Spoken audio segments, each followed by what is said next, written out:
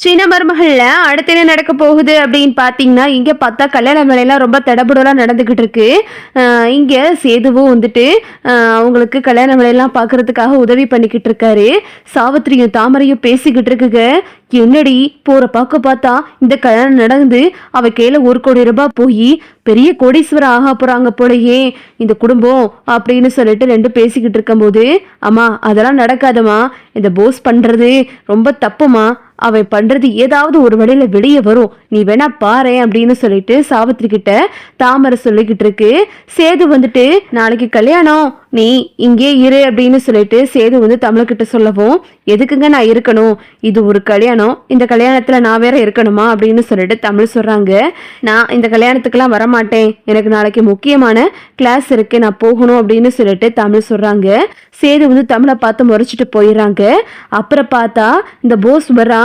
என்ன ஏதோ சவால் விட்ட, விடிஞ்சா எனக்கு கல்யாணம், நாளைக்கு பெரியப்பா என் கையில 1 கோடி ரூபாய் என் கையில கொடுக்க போறாரு, என்ன பண்ண போற, 1 கோடி ரூபாயை வாங்கிட்டு அந்த பொண்ணையும் கல்யாணம் பண்ணிட்டு என் வாழ்க்கையில நான் செட்டில் ஆக போறேன், அந்த மலரு பிச்சை எடுத்துட்டு நடுத்தரவுல நிக்க போறா அப்படின்னு சொல்லிட்டு போஸ் சொல்லிக்கிட்டு இருக்கான். உடனே தமிழ் சொல்றாங்க, அதையும் தான் பாத்துருவோமே, அதெல்லாம் நடக்காது, உன் மனசுல அம்பட்டு நினப்பு வேற இருக்கோ, இன்னும் இவ்வளவு நேரம் இருக்குல்ல, விடியிற வரை எனக்கு டயம் இருக்கு, உனக்கு உன் கையில 1 கோடி ரூபாய் வராது அப்படின்னு சொல்லிட்டு தமிழ் சொல்லிக்கிட்டு இருக்காங்க.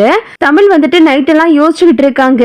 ஐயோ என்ன பண்றது, இவ வேற இப்படி சொல்லிட்டு போயிருக்கான், விடிஞ்சா அவனுக்கு கல்யாணம், ஒரு பொண்ணோட வாழ்க்கையும் அதுல அடங்கியிருக்கு, அது போக 1 கோடி ரூபாய் சொத்து, இந்த 1 கோடி ரூபாயை அவன் கைக்கு மட்டும் போகவே விட்டுறக்கூடாது, மாமாவோட காசு இப்படி ஒரு வீணா போட ஆளுக்கு கிடைக்கவே கூடாது அப்படின்னு சொல்லிட்டு தமிழ் யோசிக்கும் போது, அன்னைக்கு யாரு மருந்து எடுத்தா, மாமாவோட உசுரை காப்பாத்துறதுக்கு தானே இப்போ போஸுக்கு 1 கோடி ரூபாய் தாரேன்னு சொல்லியிருக்காரு, இப்போ அது இல்லைன்னு நம்ம நிரூபிச்சுட்டா அப்படின்னு தமிழ் யோசிக்கிறாங்க. அப்ப தமிழ் யோசிக்கும் போது, நம்ம தானே மருந்து எடுத்தோம் அப்படின்னு சொல்லிட்டு தமிழுக்கு ஞாபகம் வருது. இது எப்படியாவது நம்ம ப்ரூவ் பண்ணணும், நம்ம மருந்து எடுத்ததுக்கு அப்புறம் நமக்கு என்ன நடந்துச்சுன்னே தெரியலையே அப்படின்னு சொல்லிட்டு தமிழ் நினைச்சுக்கிட்டு இருக்காங்க. சரின்னு சொல்லிட்டு தமிழ் வந்துட்டு வேகமா போயிட்டு காலையில வந்துட்டு இங்க எல்லாரும் கல்யாண வேலையெல்லாம் தடபுடலாம் பண்ணிக்கிட்டு இருக்காங்க. பொண்ணு வீட்டுல இருந்து எல்லாரும் வந்துட்டாங்க. சித்ரா ஈஸ்வரி எல்லாம் ரொம்ப வந்து சந்தோஷமா இருக்குங்க. போசு உனக்கு 1 கோடி ரூபாய் கிடைக்க போகுதுடா, அங்க பாரு எல்லாம் தடபுடலாம் நடந்துகிட்டு இருக்கு, பொண்ணு வீட்டுல இருந்து வந்துட்டாங்க, கொஞ்ச நேரத்துல உனக்கு கல்யாணமும் நடந்து கையில 1 கோடி ரூபாயும் கிடைக்க போகுது, உனக்கு மட்டும் பெரிய ஜாக்பாட் அடிச்சிட்டு நினைக்கிறேன் போசு, நீ பெரிய இடத்துக்கு போற அப்படின்னு சொல்லிட்டு மகனை கொஞ்சிக்கிட்டு இருக்கு இந்த ஈஸ்வரி. இங்கிட்ட பார்த்தா தமிழ் வேகமா காலேஜுக்கு போறாங்க. காலேஜுக்கு போயிட்டு அவங்க கல்பனா மேம பாக்குறாங்க. மேடம் எனக்கு ஒரு சந்தேகம் அப்படின்னு கேட்கும்போது, என்ன தமிழ்ச்செல்வி அப்படின்னு கேக்குறாங்க. மேடம் நான் தான் இப்போ அந்த சிறுமலை கிராமத்துக்கு நம்ம மெடிக்கல் கேம்புக்கு போனோம்ல, அங்க அந்த வண்டெல்லாம் கொன்னுட்டு அந்த மருந்து எடுத்தது யாருன்னு உங்களுக்கு தெரியுமா அப்படின்னு கேட்கவும், அதை எடுத்தது யாரே, உன் வீட்டுக்காரும் உங்க சின்ன மாமாவோட பையன் போசும் தானே அப்படின்னு சொல்லும்போது, இல்லை மேடம் நான் தான் அந்த மருந்து எடுத்தேன், அந்த மருந்து எடுத்துட்டு வர வழியில எனக்கு ஏதோ ஆயிருச்சு, இதை நான் எப்படியாவது இப்போ ப்ரூவ் பண்ணணும் அப்படின்னு சொல்லிட்டு தமிழ் சொல்லவும், அப்படியா என்ன பண்றது அப்படின்னு சொல்லிட்டு தமிழ்கிட்ட அவங்க கல்பனா மேம் கேட்குறாங்க.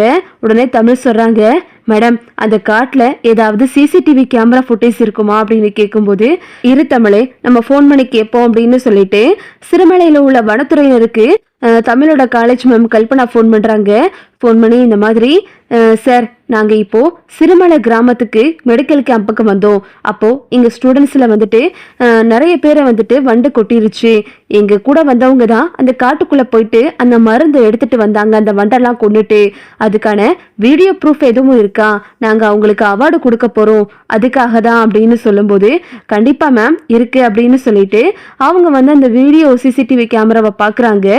அதுல பார்த்தா தமிழ் வந்துட்டு மருந்து எடுத்தது, தமிழை யாரோ பின்னாடி அடிச்சது, இப்படி எல்லாமே இருக்கு.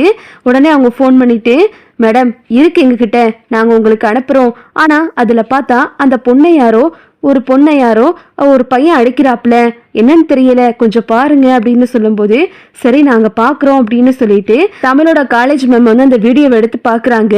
அதுல பார்த்தா சேது வந்துட்டு மருந்து எடுத்ததும் தமிழ் மருந்து எடுத்ததும் பதிவாயிருக்கு. வர வழியில தமிழை அடிச்சு போட்டுட்டு போஸை மருந்து திருடிட்டு வந்தது எல்லாமே அதுல இருக்கு. இதை பார்த்துட்டு தமிழும் கல்பனா மேமும் ஷாக் ஆகிறாங்க. என்ன தமிழ் இதெல்லாம் அப்படின்னு சொல்லிட்டு, ஆமா மேம் நான் தான் மருந்து எடுத்துட்டு வந்தேன், வர வழியில எனக்கு என்ன நடந்துச்சுன்னே தெரியல, அதனால என்னால எதுவுமே சொல்ல முடியல அப்படின்னு தமிழ் சொல்லவும், என்ன தமிழே இவ்வளவு அசால்ட்டா சொல்ற அப்படின்னு சொல்லிட்டு கல்பனா மேம் சொல்றாங்க. இங்க பார்த்தா போஸும் அந்த பொண்ணும் வந்துட்டு மணமேடையில உட்கார்ந்துருக்காங்க. உடனே ஈஸ்வரி சொல்லுது, மாமா அந்த 1,00,00,000 அப்படின்னு சொல்லும்போது, பொறு ஈஸ்வரி நான் தரேன் அப்படின்னு சொல்லிட்டு செக்கில் கையெழுத்து போட போறாரு ராஜாங்கம். இதை பார்த்துட்டு ஈஸ்வரிக்கு சந்தோஷம், சாவித்திரிக்கு பதையா பதைக்குது. ஐயோ 1,00,00,000 அப்படின்னு சொல்லிட்டு அப்புறம் பார்த்தா எங்கிட்ட மலர் வந்துட்டு ரொம்ப சோகமா இருக்காங்க, ஒரு பக்கம் கவலையாகவும் இருக்கு. அப்புறம் தமிழ் கரெக்டாக வந்துட்டு டாக்டரை கூட்டிட்டு வராங்க. ஒரு நிமிஷம் சார் அப்படின்னு சொல்லிட்டு, என்ன யாரு அப்படின்னு கேட்டு திரும்பி பார்க்கும்போது இவங்கெல்லாம் நிற்கிறாங்க, போலீஸ் டாக்டர் தமிழ் எல்லாரும் நிற்கிறாங்க. உடனே ஈஸ்வரி வந்து, ஐயோ இவ என்ன இதையே குட்டை குழப்ப வந்திருக்கா போலையே அப்படின்னு சொல்லிட்டு ஈஸ்வரி நினச்சிக்கிட்டு இருக்கு. என்ன மேம், என்ன மேடம் வேணும், எதுக்காக வந்திருக்கீங்க அப்படின்னு கேட்கும்போது, சார் நீங்கள் நினச்ச மாதிரி சிறுமலை கிராமத்தில் மெடிக்கல் கேம்புக்கு வந்தபோது உங்கள் உசிரை காப்பாற்றினது உங்கள் மருமக தான், இவர் கிடையாது. இவர் உங்கள் மருமக எடுத்துகிட்டு வந்த மருந்தை தலையில அடிச்சு போட்டுட்டு இவர் எடுத்துட்டு வந்து நல்லவர் மாதிரி உங்களுக்கு கொடுத்து ஏமாத்திருக்காரு. நாங்க இப்பதான் வீடியோ ப்ரூஃபை பார்த்தோம், நீங்களும் பாருங்க அப்படின்னு சொல்லிட்டு ராஜாங்கத்துக்கிட்ட அந்த வீடியோவெல்லாம் எடுத்து காட்டுறாங்க. இதை பார்த்துட்டு ராஜாங்க அதிர்ச்சி ஆயிடுறாரு. சாவித்திரி வந்துட்டு அடி போடு சக்க சூப்பர் தாமரை அப்படின்னு சொல்லிட்டு நினைச்சுக்கிட்டு இருக்கு. ஈஸ்வரி வந்து, ஐயோ இவ வேற எதையாவது சொல்ல போறாளே, மாமா எல்லாம் போய் மாமா, என் புள்ளதான் உங்களுக்காக கஷ்டப்பட்டு மருந்து எடுத்துட்டு வந்தான், இவ ஏதோ பொறாம பிடிச்சவ எதையோ சொல்லி இந்த கல்யாணத்தை நிப்பாட்டிட்டு என் பிள்ளைக்கு 1,00,00,000 கிடைக்க கூடாதுன்னு சொல்லிட்டு நினைச்சுக்கிட்டு இருக்கா அப்படின்னு சொல்லும்போது, இல்ல மாமா நான் சொல்லலை, இங்க வீடியோ சொல்லுது, அது போக வனத்துறையினரும் கூட்டிட்டு வந்திருக்கோம் அப்படின்னு சொல்லிட்டு வனத்துறையினர் போலீஸ் எல்லாமே வந்து, ஆமா சார் ஒரு பொண்ணை இப்படி காட்டுல வச்சு அடிச்சதுக்கு நாங்க இவரை இப்போ உடனடியாக அரெஸ்ட் பண்ணணும், வனத்துறை டிபார்ட்மெண்ட்ல இருந்து எங்களுக்கு வந்து கேஸ் ஃபைல் ஆகிருக்கு, இவரை கைது பண்ணி விசாரிக்கணும் அப்படின்னு சொல்லவும் அப்படியே அதிர்ச்சி ஆகிடுறாங்க. இதை பார்த்துட்டு அந்த பொண்ணும் வந்துட்டு போஸை வந்துட்டு அடிச்சிருது. எனக்கு பொய் சொன்னா பிடிக்காதுன்னு சொன்னேன்ல, இப்படிப்பட்ட அயோக்கிய ராஸ்கல் கிட்ட என்னால வாழ முடியாது அப்படின்னு சொல்லிட்டு மாலையை கலட்டி போட்டுட்டு அந்த காவியா நந்தினியும் கிளம்பி போயிடுறாங்க. போஸ் அப்படியே அதிர்ச்சியாகி நிற்கிறான். ராஜாங்கம் வந்து என்ன பண்றதுன்னு தெரியாம அப்படி குழப்பமா இருக்காரு. போஸை வந்துட்டு கைது பண்ணி கூட்டிட்டு போறாங்க. அம்மா ஐயோ மாமா கொஞ்சம் சொல்லுங்க மாமா, என் புள்ள மாமா அப்படின்னு சொல்லிட்டு ஈஸ்வரி பதறுது. ராஜாங்கம் வந்து எதுவுமே சொல்லாம நிக்கிறாரு. உடனே அப்பத்தான் வந்து, அதானே என்னைக்கு இவனுக்குலாம் நல்ல புத்தி வரப்போகுது, இனி என்னடானா உன் மகனுக்கு வந்து தொழில் வச்சு கொடுங்க அதை வச்சு கொடுங்கன்னு சொல்லிட்டு இப்படிப்பட்ட பிள்ளைக்கு சப்போர்ட் பண்ணிட்டு வந்திருக்க, இந்த விஷயம் தெரிஞ்சதனடே நீயும் வந்திருக்க அப்படின்னு சொல்லிட்டு சன்னாசி கேட்கிறாரு.